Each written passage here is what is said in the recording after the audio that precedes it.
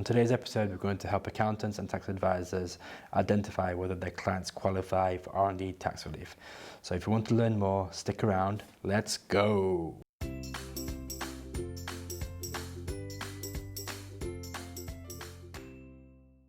Hi, welcome to the R&D Tax Show, the show to help accountants and tax advisors and their clients claim R&D tax relief. I'm Tessin, the founder of GrowthPad, and we partner with accountants to help them claim R&D tax relief for their clients. This week on episode 9, do you know whether your clients qualify for R&D tax relief? Over the last month, Tosh and I have been in conversations with accountants with the aim of partnering with them to provide their clients with R&D tax services. And from the conversations that we've had, the main what we faced is with the accountant saying that their clients do not qualify, and that's been before we've had the opportunity to provide the accountant with education. What we found was after we had provided the accountant with education, they would usually think that they'll have a couple of clients that would potentially qualify. So the purpose of this video is to help accountants identify whether you have qualifying clients for R&D tax relief.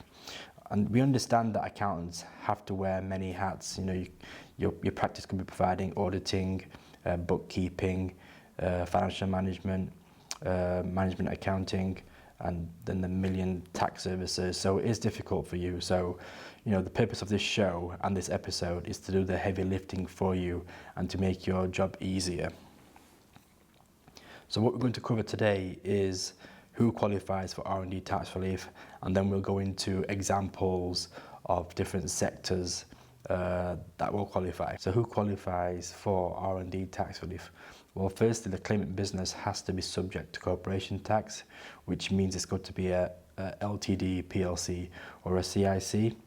And what happens is these qualifying companies, if they're undertaking qualifying projects, they're able to recoup costs associated with the R&D. So in order to qualify for R&D tax relief, the business must be a going concern, must be subject to corporation tax, and the R&D must be related to its current trade or future trade. The project must qualify for R&D tax relief, and we'll go through more details of that later today. And the qualifying costs must be incurred and paid by the business. So the qualifying costs are staff costs, consumable costs, which includes materials and utilities, outsourcing costs, which are for subcontractors and externally provided workers, software, and the most uncommon one is for payment to volunteers for clinical trials. So those are usually for like pharmaceutical companies that actually create drugs and medicine, and they pay people to trial them. So like I said, it's not going to affect many of your clients. So now I'll go through the definition of R&D, and this is kind of like our definition that we've kind of made easier, and we simplified it so it's just easier to understand. The BEIS have created a definition, and this is our definition is based on that. So R&D for tax purposes is the seeking of an advancement in science or technology by attempting to overcome scientific or technological uncertainties. So I'll break that down to make it easier for you to understand. So the first bit that I spoke about was seeking an advance. So most accountants and most people in general will think the advancement is like a groundbreaking innovation within science and technology, and which includes like an overall push in the field of science or technology by creating new products, processes and software. And they're correct, that's the Googles of the world and Teslas who do this groundbreaking innovation. But accountants usually miss that appreciable improvements is also considered an advancement. So they result in their clients missing out on tax savings. And it's quite important to understand what an appreciable improvement is, because I believe, well, most of our clients will probably fall into this aspect of what is are they doing an advancement in science and technology. So we should go through that in more detail. An appreciable improvement is development of a product, process or service that already exists, but you make it better. So for example, making it faster, lighter, stronger, more efficient, or even cheaper. So it doesn't include things that require a minor or routine upgrade. What I also want to add is the criteria of an advancement is to seek an advancement. So the advancement doesn't have to be achieved. In other words, the project can fail and it'll still qualify. So now I've covered the first half of the definition of seeking an advance in science and technology. I'll go on to the second half, which is overcoming technological or scientific uncertainties. So once you have established that your client has an advancement in science and technology, you want to understand whether they have faced any technological or scientific uncertainties. So what is an uncertainty? Well, an uncertainty is the knowledge of whether something is scientifically or technologically feasible, or how to achieve it in practice is not readily available. So the way I describe this to my clients is as follows. Let's say you've got a project and you start at A and you want to get to Z. You know what the project looks like at the end, but you don't know what route of development you're going to encounter. So at the beginning, the onset of the project, you'll know of some of the challenges you'll face. But also during the project, you might have other challenges that were unforeseen. These challenges are uncertainties that you face during development. And the ones we need to identify are the ones related to science and technology, not the ones that are commercial challenges. For example, would the product sell, which is a common one, or how would you market it? That's relevant for this purpose. The final part of the definition is related to competent professionals. So the uncertainty must not be readily deducible by a competent professional. So a competent professional doesn't have to be an expert or leader in that field of development. It can just be a competent professional. So now that you have an understanding of the definition and what qualifies, we'll cover some examples of R&D tax relief based on sector. What we have is this that we created for accountants. So it's just a booklet covering what is R&D tax relief, the purpose of it, and what qualifies. But what's really useful for accountants, I've been told by accountants, is half this booklet is a sector-by-sector breakdown of typical qualifying projects. So this is my version, hence it has writing in it, but it just goes through into good detail and it makes it easy for accountants to understand what will typically qualify. So if you want a copy of this, I've got a link in the description below. Just go to it and just download it and you can have that. Now we know the definition of R&D and who qualifies. Let's go through some examples. So let's just start with the engineering sector. So the engineering sector in the UK is huge, and it includes civil engineering, mechanical engineering, architectural, product and structural, and there's many more. But let's say for this example, your client designs and manufactures boilers. Let's say your client is attempting to create a boiler that's more compact but can produce enough energy to commercially compete with larger boilers in the market. Would this qualify for R&D? Well, yes it would, because your client is creating a boiler that's smaller, more compact, but is still providing the same amount of energy output as larger boilers. So the compact aspect is great because it means it takes up less space in their customers' properties. Now let's completely digress to the cosmetics industry. Let's say, for example, one of your clients develops makeup.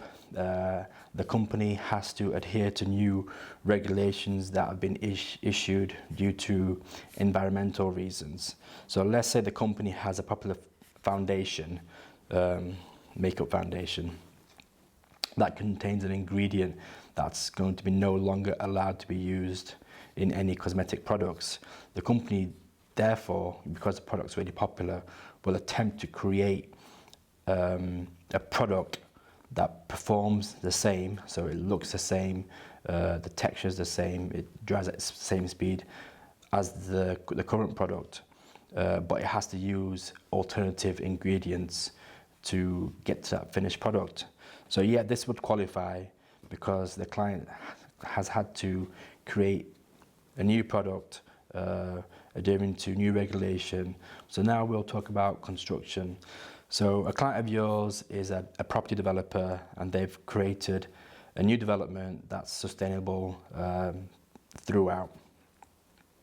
So let's say the developer has explored new methods to remove wastage from the property by creating a new sustainable drainage system, and it's created a new method to for land mediation to minimize the effect of the surrounding areas. This would also qualify. This qualifies because the developer has created a new drainage system and has improved the process of land mediation. Next example is food and drink. So a food and drink company has a drink that contains all of your fibre a day. However, as people are becoming more health conscious, this company wants to reduce its sugar content by 80% without changing the taste of this their successful product. So would this qualify? Of course it would qualify, because similar to the cosmetics example, the company has to it knows what end product it wants. It has to kind of reverse engineer how to get to the end product. Has to still have the fibre a day content, has to reduce its sugar content by 80%, and it also has to taste the same as this predecessor product. So that would qualify. Interesting sector that's sometimes missed is professional services. The example that I'm going to go through is a law firm, because I did this one recently. But let's say your client is a law firm and they use legal case management system, and that's developed by a third party. Let's say this law firm wants to improve its own processes, so it develops its own tools and software to integrate into the third party case management system. And this could be to automate processes to save time and costs of the firm. It also might create an app on the phone which helps upload documents quicker into the system. And this would qualify because it's creating a product to speed up its own processes, and it's improving its efficiencies within the firm. Another example is in the tourism and hospitality industry. So let's say a hotel wants to improve its customer experience and ensure that the time at the hotel is stress-free. The hotel might create some sort of wristband with a microchip implanted into it. The microchip is accompanied with wireless devices put throughout the hotel. So let's say if the customer wants to hire a towel, all the person has to do is go up to the storage facility where the towel is and then scan the chip, which then has the details, and it allows them to get the towel. This will qualify because the process eliminates the need for costs for staff monitoring the towel storage facility, and it increases customer satisfaction. So therefore it would probably qualify for R&D tax relief. So these examples that I've gone through mainly cover the advancements in technology. It doesn't really go into the uncertainties that'll be unique to each client.